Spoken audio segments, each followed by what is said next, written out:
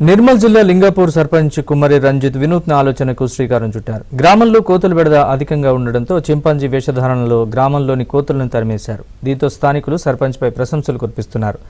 నూతన సర్పంచ్ పనితీరుపై గ్రామస్తులు అభినందనలు వ్యక్తం చేస్తున్నారు. కోతుల బెడదను అరికట్టేందుకు ప్రభుత్వం సహకరించాలని కోరుతున్నారు.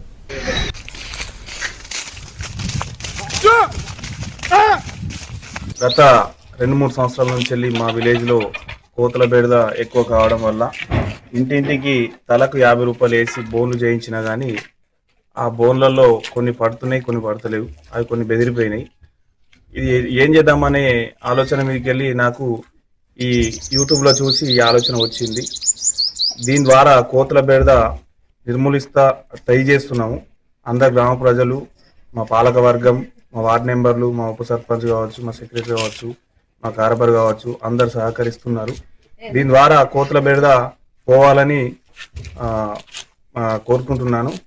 దీన్ని ప్రభుత్వం వెంటనే చొరవ తీసుకొని ఇటువంటి కోతుల బెడదని డిస్ట్రిక్ట్ వైజ్ గా కోతులు పట్టుకుంటా దానికి కోతుల నిర్మాణకు కృషి చేస్తారని మనం చేస్తున్నాం.